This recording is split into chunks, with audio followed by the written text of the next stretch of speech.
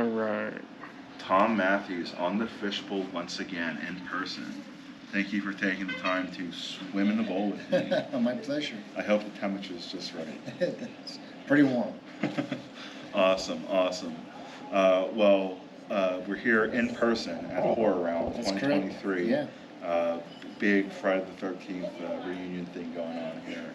On the topic of Friday the 13th, I mean, what was it like being, the most iconic character next to Jason? Oh, thank you. Himself. It's been amazing. It's been a great run. I mean, we couldn't have done it without all the fans and all the support and stuff like that. It's been really special. And it's doing all the fan films and stuff like that. Also to kind of keep it going for all the fans, and coming out with Never Hike Alone 2, the teaser drop. So we got that to look forward to. We're going to film it April, May, and then it's going to come out in October on Friday the 13th in 2023. Awesome. Yeah. Awesome. Fantastic. It's really great. Check it out. Awesome. Now, I'm a fan of your other films as well, specifically the action stuff you've done. The Kickboxer and Mean Guns. Mean Guns, yeah. especially. Albert Pune, God rest his soul. Yeah. Yeah. That movie. Obviously I'm a big Highlander fan, so Christopher Lambert. Christopher was in it for sure. Those movies were a lot of fun. Yeah. A lot of fun. I was Down Twisted was another one that we made. Right. Which is a good one. I was wondering what all went into the training for that, if any. I was actually I started taking martial arts when I was young because my older brother would kick the shit out of me. So, true story. So I started taking martial arts to kick his ass.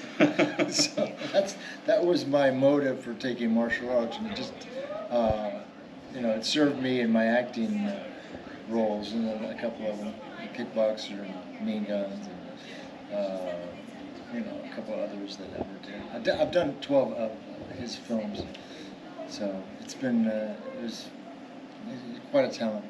And you also had a role in The Peacemaker. Yes, I did. Yep. And there's I believe on our first interview you gave me a little trivia about George Clooney and yourself. I was wondering if you could fill it in for my audience. Oh yeah, we just we met in acting class, and I was already there. He showed up. Unbeknownst to me, he had already been there, so we didn't really get along initially. And he had dark hair, I had blonde hair, and so we were just at odds. And the girls were with him, the girls were with me. We're like, oh yeah, that fucker. So. The acting coach ended up putting us in a scene together, and then we were fast friends from then on. Awesome. Yeah. They've actually been playing The Peacemaker on some of the movie channels. I'm going to get my 17 cents. That's awesome. It's one of the classic action movies from the 90s that I watch anytime it's on. Fun movie. We shot that over in Europe. I remember very well. Yeah, that was a lot of fun. Yeah. They don't make... And even Mean Guns. That was DreamWorks' first movie too that they released. Yeah, I didn't know that. Yeah. That's awesome. They don't do action movies like Mean Guns and The Peacemaker, anymore. No. Especially stuff like Con Air. I saw. You know what I just saw? I just saw Once Upon a Time in the West with Henry Fonda. Yeah. And Charles Bronson. Henry Fonda. Bronson was great in that movie. He was great. Henry was great. And I mean, Henry was the all-American guy, very famous, but he was killing kids. He killed children in that movie. And I was like, unbelievable. I couldn't believe they got away with that. He literally was pulling bullets in kids' heads and stuff. It was like, but yeah, it was a great movie. Very long. I'm very creatively shot, and it really took its time. I put on at 8, and it was over by 11 o'clock at night, and it was like, wow, that was a long movie, but it didn't feel like it. Another movie that I'm a big fan of yours, and I have to tell you this because it involves a script that I'm working on. The short version of it is published on Amazon as a Kindle book, and it's a zombie comedy, and the working title is Grrr, a zombie love story.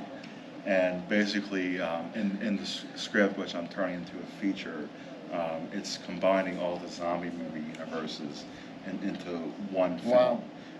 So obviously, I have to talk about Return of the Living Dead, and your character in there, which I'm trying to incorporate somehow into the script. I've still got the prosthetic. Could reuse that. Right, right. Awesome, awesome. What was it like with Return of the Living Dead? I mean, Oh, it's even to date, it was one of my favorite movies that we filmed. Not only, I mean, it was my first big part in a movie, but for an actor to play that role, going from an innocent, young punk kid into a brain devouring zombie was a lot of fun, and everything in between. The slowly dying, and of course I was with James Cairn, so that was made even special. We found out on part 2, for those of you who don't know, that we were born on the same day, so we celebrate our birthdays every year after we found out. Awesome. So that was kind of awesome. cool, yeah. And Maybe that's why we gelled too so well. Right, you know? right.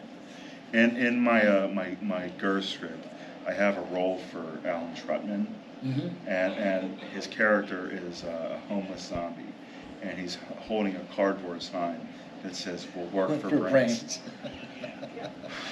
Yeah, yeah.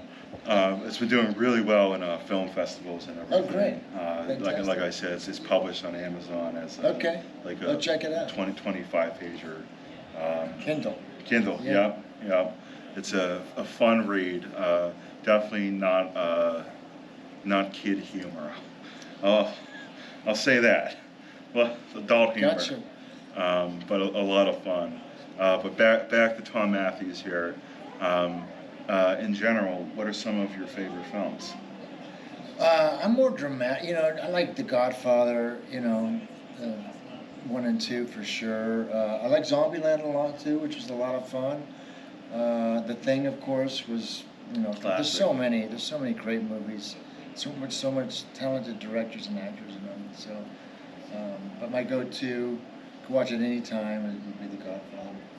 Great Part movie. 2, yeah. Part 2, yes. I was just about to say, I think Part 2 is the best out of all of them. I'm particularly fond of Goodfellas. Goodfellas is a great movie. Yeah. And we lost Paul Sorvino and Ray Liotta last year. Yes. Which is super sad. My sister was really close to him. I knew him, 5 years ago. They were very close. I think she represented his girlfriend at the time. Oh, wow. So they hung out a lot. So she took it pretty hard. Yeah, I'm sorry. I really wish I would have gotten a chance to, meet and hopefully interview Liotta. He's done so many good stuff. Yes, he has. Yeah, same with Sorvino. But both of them were just, went before their time. For sure. But great actors.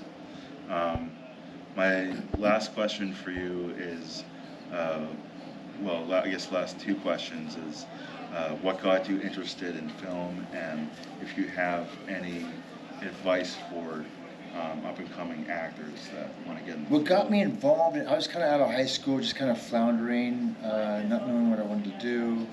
And I was dating this girl at the time, and she just turned to me one day and she says, "Why don't you become an actor?" And I was like, when she said that, I mean, I've never, when you feel something in your stomach? Yeah. It was nothing like that. It was like something in my brain went off and exploded. It was like, that's what I'll do.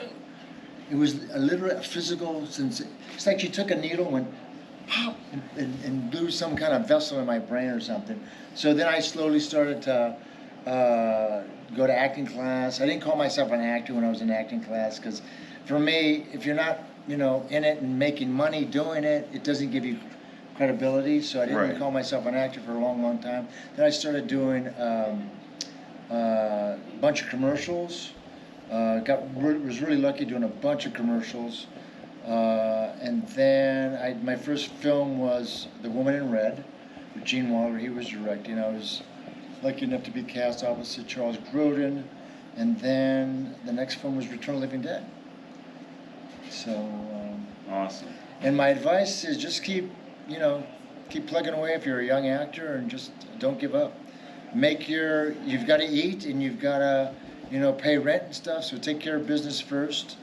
and do 1 hour a day or 3 hours a week towards acting, and then that'll build, and then soon it'll be 40 hours, and then soon it'll be 27 hours, 24 hours a day, and then you'll start doing stuff, and just get up there. Actors have to act. So I've got a really good friend of mine.